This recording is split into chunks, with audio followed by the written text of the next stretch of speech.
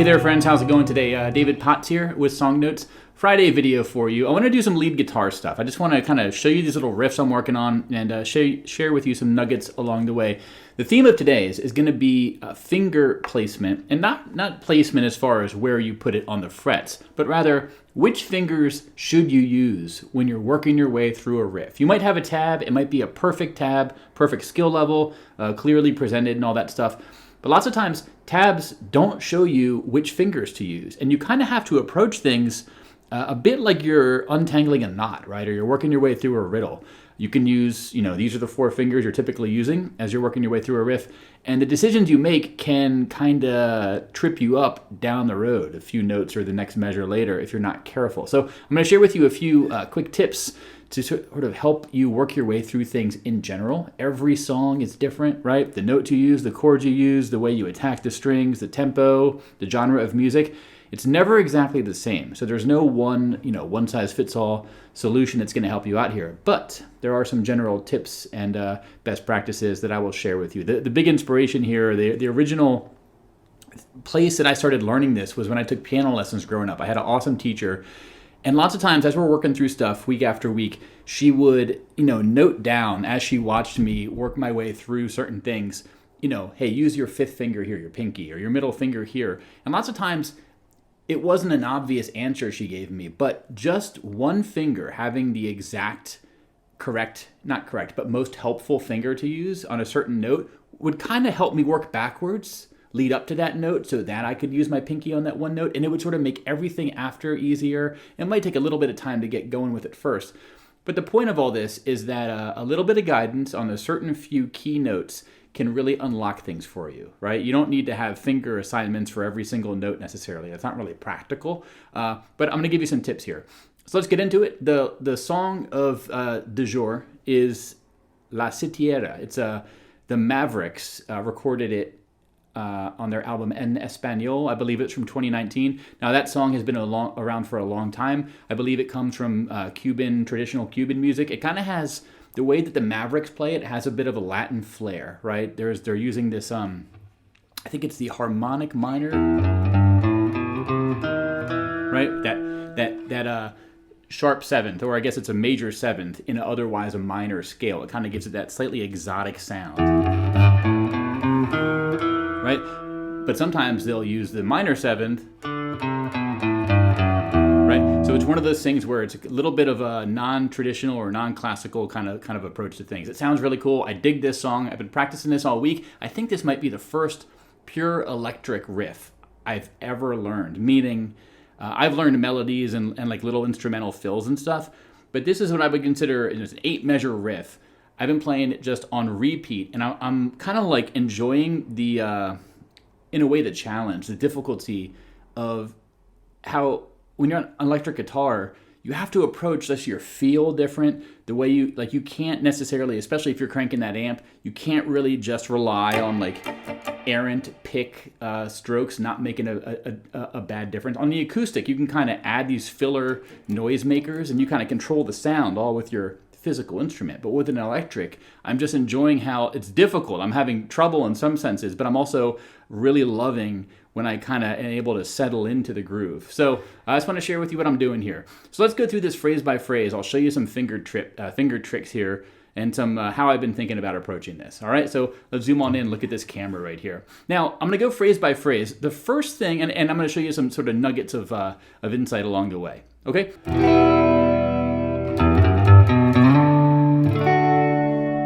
So that's going to be the first phrase we're going to look at. Now, I have the fingers written here, but I want to make it clear I kind of came up with these, right? This is not necessarily something that was clear to me when I was first practicing. And the first thing I want to talk about, the first little nugget of advice, is even these first 4 notes, right? All open 2nd, 3rd fret, and then the 2nd fret of the 5th string.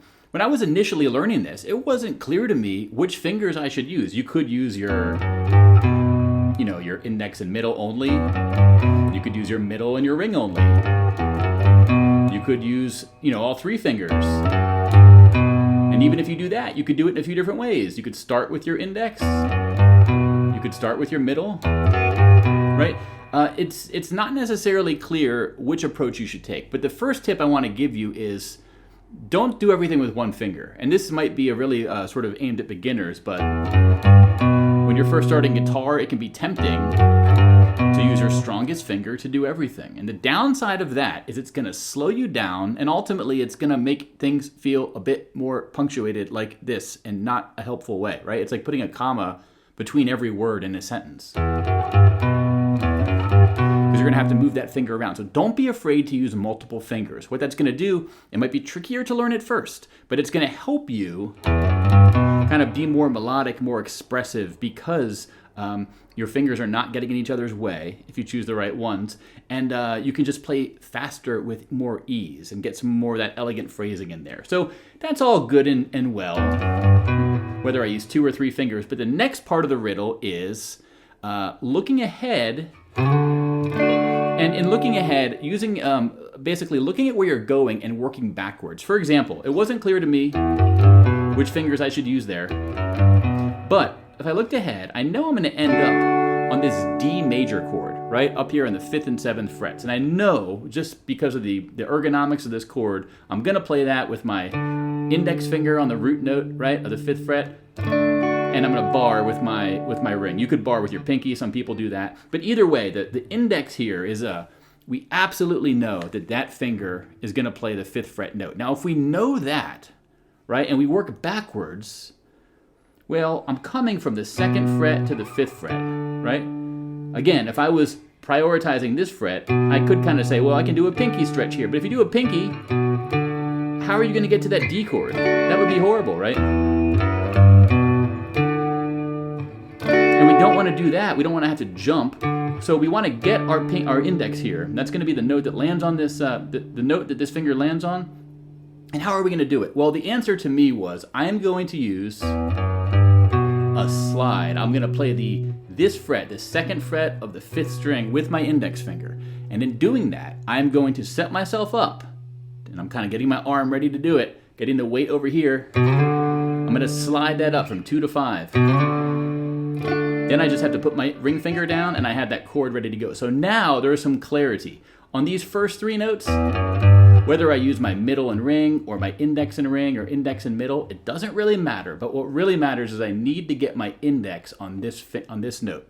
That might not seem like the most important thing when you're first learning it, but again, based on, I know I need to get here, I know I'm going to work backwards, I need to slide up, right? So therefore, do a light strum. So that's the first phrase. Now we look at this next phrase, the same little explosive walk up. And where are we going to end up? Let's use what we just learned. Where we're going to end up on this C chord, right? 3rd, 5th, 5th, 5th, 5th. Same finger positions though. So in effect, we're using this, whatever we do in the first phrase, we can use for the second phrase. And we're going to slide it just the same. So it's only a slide from 2 to 3 here, but it's effectively the same. Right? Learning that one thing, getting comfortable with that, we're going to use that basically twice in those first 2 phrases. So that's an example of finding something that you can reuse. And in both cases, we're going to slide up from the 2nd fret to the 5th fret, and then 2nd fret to the 3rd fret. Okay? So far we have this.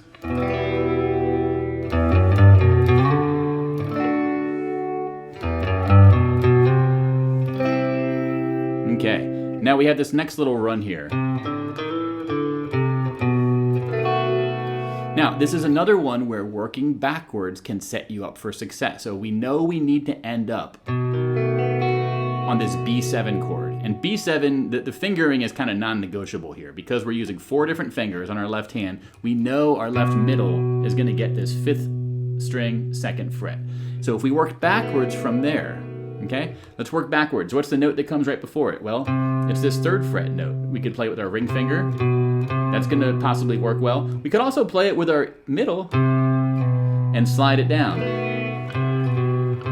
Okay, so let's sort of pencil that in. On this 3rd fret note, it's either the ring or middle. Now, if we go backwards again, we're going to have the open 4th string and then 1st and 2nd fret on the on the 4th string as well. So this is one where I like to use my index finger.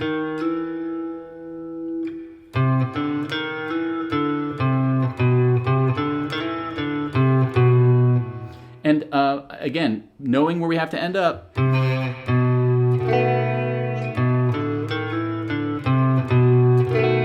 we know that using our index and or middle up here is going to set us up to either come down on this 3rd fret with our ring or come down on that 3rd fret with your middle, okay? Now, looking at it, let's connect it all the way back to the C. From this C, my index is right here. It turns out what is most helpful that I found the way to do this is this index finger is going to have to come off this 3rd fret note, the first note of that little phrase, open 4th string, and while it's sort of connecting, while the open 4th string is ringing, you have to get this finger, get ready to do that open to 1st to 2nd on the 4th string, right?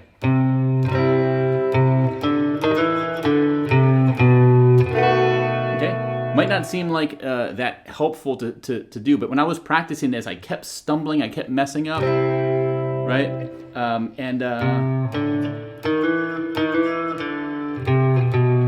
It turns out that what I think is most helpful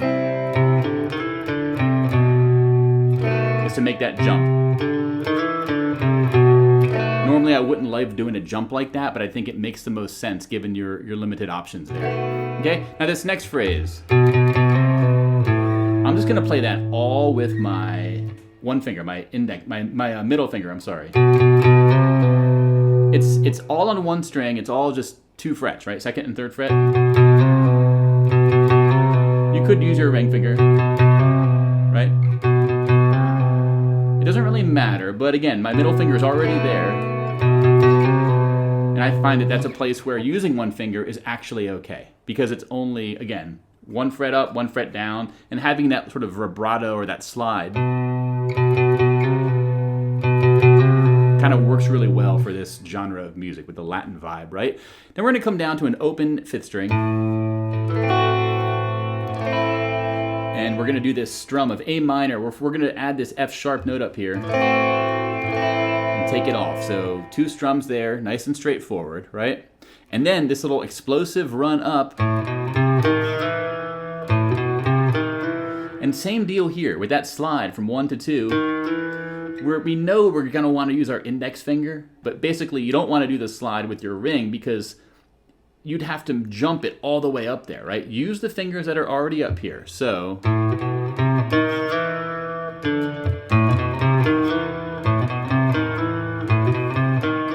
I'm just starting with my middle ring. Okay? And I end up, whether I slide or whether I do index to middle, doesn't really matter. I have index here written in my tab, but we're going to keep it here, play the low E string, and then do those E minor strums, okay? Now, we're almost done. This last part, my instinct was to do that.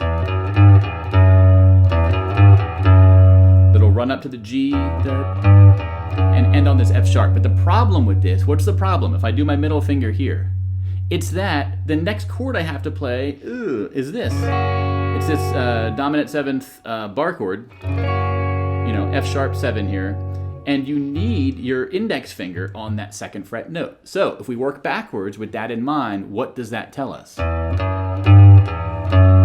You don't want to do this because then your index finger's like, dude, I need that note so you can do the bar chord, right? That's the first week I was practicing this. Or first couple days, I was literally, I would do this and then I would keep it pressed down, switch to the F sharp note, and then do the bar chord. But instead, we're going to land on that 2nd fret note to end that phrase with our index finger, okay?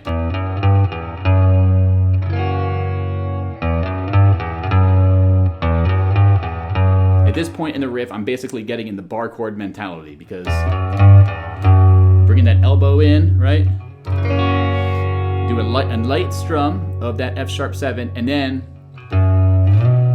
pluck the 2nd fret but move it up to the 7th fret, right? On an electric, this works really well. Do the same shape there. It's a B7. Then you're going to slide down from 7 to 0. Then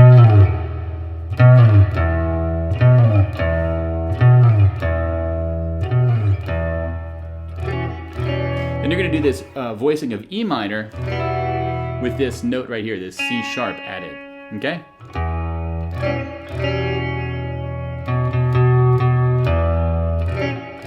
Kind of gives this uneasy feeling to things as we end, which sounds really cool. So let me play the full riff for you here from this point of view, and you can see how it sounds and put all this together. All right, so.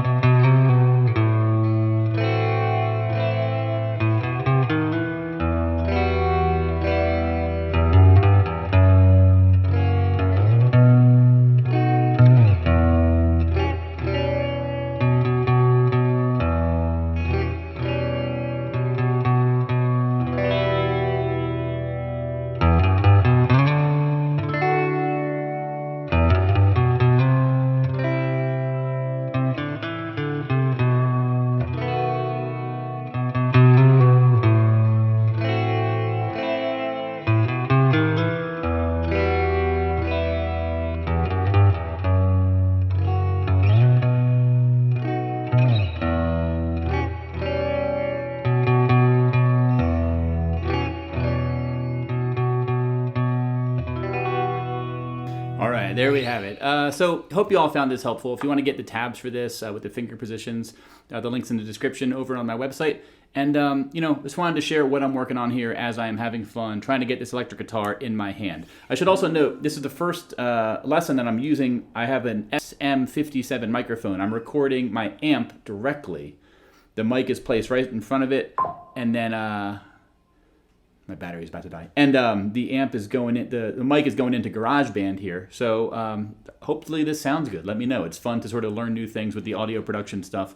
And yeah, so I'm going to see y'all. Have a great weekend, everybody. And check out, I did a recent lesson on Streets of London. That was lesson 534. I did a hybrid picking lesson as well earlier this week. That's 535. If you're interested in Travis picking but adding a percussive strum to that, check that one out. And then this one, wanted to share where I'm at with again, the electric guitar stuff and working on all this stuff. So I got a blues course that I'm working on to come out at the end of this month. It'll be my first one. It'll be very beginner friendly, beginner blues, first steps, core concepts you want to know, with some fun exercises, jam tracks, all that sort of thing. So keep an eye out for that, and have a great weekend, everyone. I'll see you in the next one, and until then, bye-bye, take care, and see ya.